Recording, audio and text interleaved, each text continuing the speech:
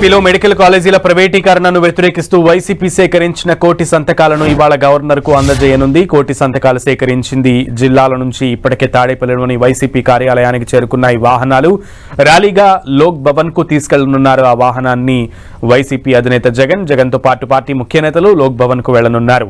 ప్రభుత్వ medical కాలేజీలను PPP మోడల్లో నిర్మాణం చేయాలని కూటమి ప్రభుత్వం తీసుకున్న నిర్ణయానికి వ్యతిరేకంగా వైసీపీ ఉద్యమ బాట పట్టింది.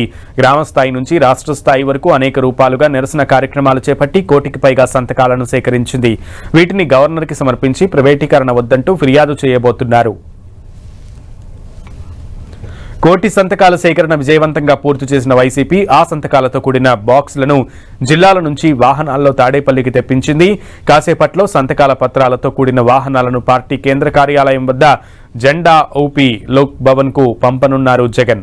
వాహనాలు పంపిన అనంతరం పార్టీకి చెందిన ఎమ్మెల్సీలు, ఎమ్మెల్యేలు, జిల్లాల అధ్యక్షులు, రీజనల్ కోఆర్డినేటర్లు, సీనియర్ నాయకులతో వైఎస్ జగన్ సమావేశమవుతారు. ఈ సమావేశంలో కీలక అంశాలపై చర్చించనున్నారు. సమావేశం తర్వాత నేతలందరితో కలిసి లోక్ భవన్ కు జగన్ వెళ్లనున్నారు. సాయంత్రం 4 గంటలకు కోటి సంతకాల ప్రతులతో గవర్నర్ను కలిసి ప్రైవేటీకరణ వద్దంటూ ఫిర్యాదు చేయనున్నారు జగన్. గవర్నర్కు ఫిర్యాదు అనంతరం న్యాయస్థానాలను ఆశ్రయించాలన్నది వైసీపీ నిర్ణయం. పీపీపీ నిర్ణయం వెనక్కి తీసుకునే వరకు ఉద్యమం చేయాలని నిర్ణయించింది వైసీపీ.